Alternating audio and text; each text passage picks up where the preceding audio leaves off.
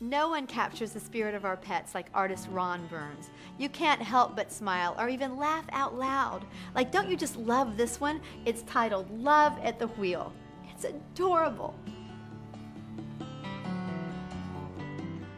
We're here enjoying this presentation of Ron Burns' artwork at R. Roberts Gallery for a very special reason. And it's this painting right here. Or rather, it's the story behind this painting. This is Lucky. He's one of the millions of rescued pets that finds his way into our hearts and homes every year. He came from one of the oldest shelters in the United States, the Jacksonville Humane Society. And they've been protecting animals since the late 1800s. But one recent night, in early spring, at this safe haven, something went terribly wrong. This is Lucky's courageous story.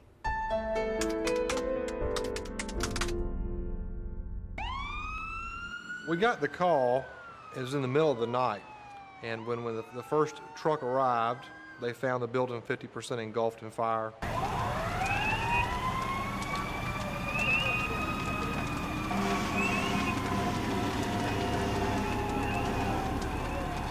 This was a 2-alarm fire. Fire was probably shooting 30 or 40 feet out of the top of the building when we got there.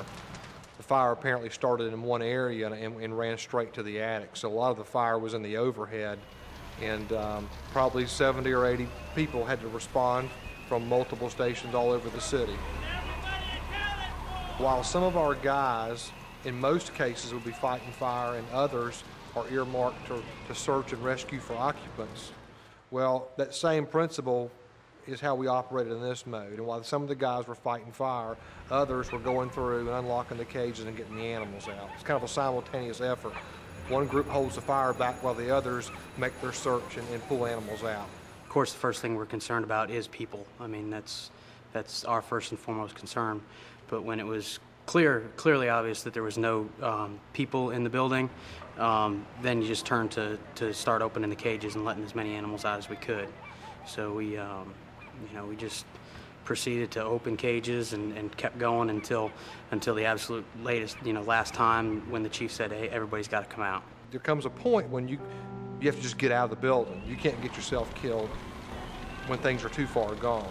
And that was a balancing act. And I'm going to tell you, being the supervisor of these men, it scared me to death because unlike a house, it was a very big building. Finally reached a point that I had to tell them, look, you've got just another minute and you've got to get out. But it's very hard for me to tell somebody to stop what they're doing and get out of a place when it's dangerous, when they think in their mind they're doing something really good. And a couple of the guys told me, they said, it's easy to sit there and say when you're outside of a building, don't do this or don't do that. But when you're standing there and you got 50 sets of eyeballs looking at you crying, it's hard to just stop what you're doing and leave. Because in our line of work, you hear all the time about men getting killed in various places, and you have to remember that the goal is to go home tomorrow morning. It took over an hour to put the fire out. I get the impression it was 200 or 300 animals were in the building. And I don't know the total number, but I got the impression that they lost 50 to 100, but yet we saved 200 or 300. So it was remarkable, and he lived it all, to be totally honest with you. It was because it was already that far gone when we got there. After the fire was out, we went in to basically do what we call overhaul. Put out little spot fires and just check and make sure, do a last once over and make sure there's nothing else inside. We really didn't expect to find anything. And there were some animals that actually, for some miraculous reason, after the fire was over, there were several animals that were found under debris that were alive that we have no idea how they were alive because they were right next to animals that perished. Can't explain it. Josh Miller was one room up from me, and he said something just caught the corner of his eye in this little cage, and couldn't really see anything because a big piece of ceiling had come down on top of it. And he pulled some of that ceiling away, and there was this dog up to his belly, a little puppy up to his belly in water, because The rooms basically had turned into pools because the water couldn't escape. One of the guys at the station, and I didn't even know what happened till afterwards, grabbed up some little dog and just threw it up in the cab of the truck. And when the fire was over, you know, you see a dog hanging out the window of a fire truck, and I thought, well, how did he get there, you know? And it was, they just scoop them up, throw them in the window as they're running by, you know? When he handed him off to the vet, he just said, you know, this is gonna be a station dog, you know, this is a lucky dog. So we adopted him.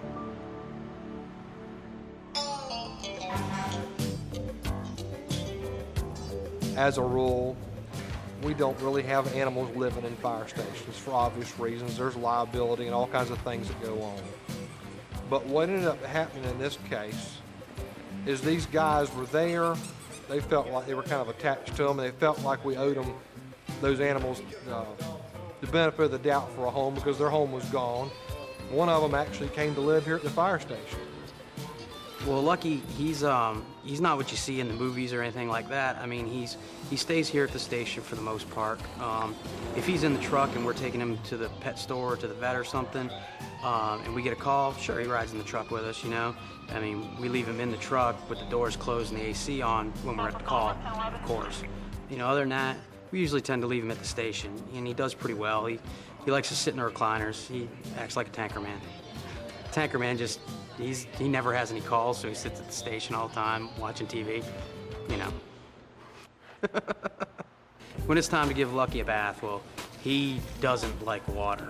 I mean, it doesn't make much sense because he's a water dog. His breed should love water, but I don't blame him. You know, his first experience with water is in the Humane Society fire when he was up to his chest and, you know, aerial streams coming down on him and fire burning all around him. So I really don't blame him with having a traumatic, you know, his traumatic effect on water. So he doesn't like having a bath. You got to chase him around with hose. He's got to be the luckiest dog in the world. I mean, every day he's got 9 guys looking out for him, loving him, and caring for him. So, I mean, what else could a dog ask for? There's a whole bunch of guys here that just feel lucky to have him, too. It's always nice when you come back from a call or you know, you see something that's kind of got you down, and, you know, you come back in the station and there's the dog, you know, licking your face or, you know, bouncing up in your lap. And it just, you know, sometimes it just takes the little things just to lift your spirits up a little. And it's been good. I tend to believe in the long term he's probably going to end up as a personal pet to one of these. That's me.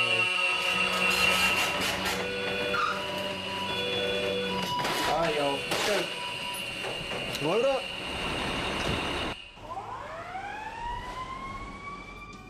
Lucky's story is one I know I'll never forget. Now, to learn more about him or how you can become involved with the care or adoption of homeless pets, log on to our website at animalattractionstv.com. You'll learn hundreds of helpful tips of how to make your life with your pet better than ever. There's also more about the portrait of Lucky the Firehouse Dog by artist Ron Burns and how it benefits the rebuilding of the Jacksonville Humane Society. I'm Krishanda Lee, and from all of us here at Animal Attractions TV, thanks for joining us. Animal Attractions has been made possible by